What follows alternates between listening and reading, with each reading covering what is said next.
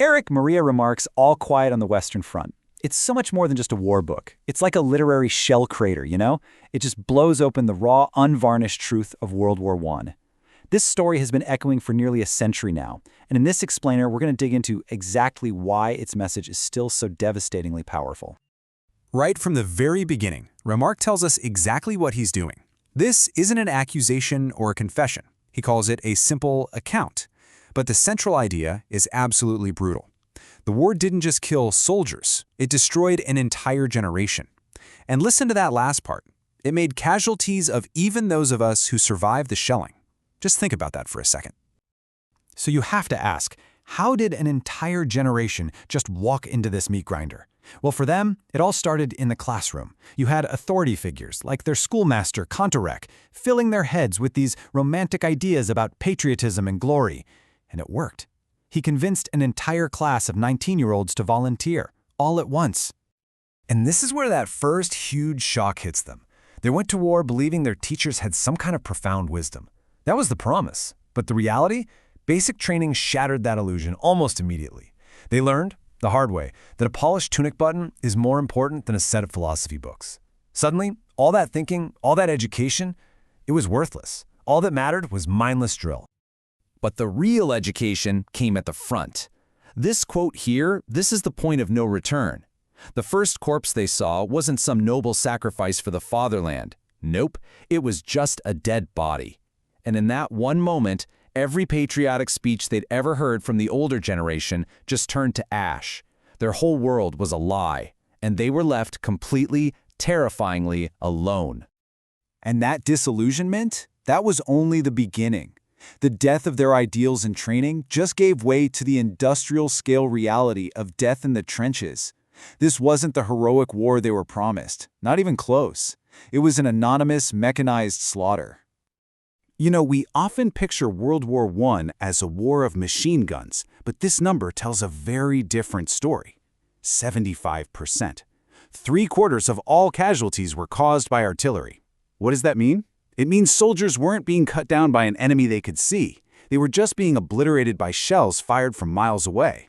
It turned the battlefield into what the Germans called a Materialschlacht, a battle of industrial material. And life inside this slaughter was a relentless nightmare. It was a world of anonymous shelling, of gnawing hunger, of the constant terror of gas attacks. The trenches were filled with rats, feasting on the dead. Survival just became a matter of pure primal instinct. And at the front, conscious thought? That actually became a liability. To survive, these soldiers had to shut off their civilized selves and rely on a primal animal instinct. The kind of unconscious instinct that would throw you to the ground seconds before a shell hit because thinking about it would have gotten you killed. They had to become human animals. So, in a world that's been stripped of all meaning, where God, country, and glory were all exposed as hollow lies, was there anything left? Was there anything real? Well, yeah. One thing remained. One thing provided a shield against total annihilation: comradeship. You can just feel the depth of emotion here. This is the narrator, Paul, thinking about his friend Kaczynski. He doesn't just call him a friend, he calls him a brother. I love him, he says. In the middle of absolute hell, this is what they had: caring for one another, sharing food, forging a bond that became the only anchor in their entire world. And this bond, it wasn't just a comfort. It was a survival mechanism. Remarque calls it the best thing that the war produced. And why? Because unlike glory or patriotism, it was real. It was a practical, life-saving solidarity that held them together when everything else had fallen apart. But here's the ultimate tragedy. Even that powerful bond couldn't save them from becoming the lost generation. This is Remarque's central idea. Even if you physically survived the war, you were psychologically shattered, unable to ever truly return to the world you left behind. Paul thinks this while he's on leave, back in his childhood bedroom.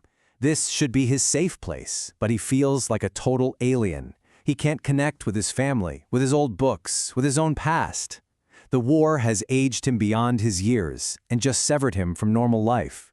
He's home, but he is utterly lost. You have to understand the context here. In 1929, when this book came out, Germany was reeling from defeat and humiliation.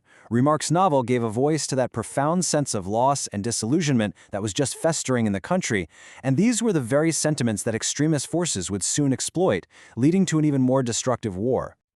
In the end, Remarque's novel leaves us with this haunting question. And it's not just about the past. It's a timeless warning about the true cost of war, a cost that isn't just measured in bodies, but in the souls of an entire generation, destroyed, even if they survived the shelling.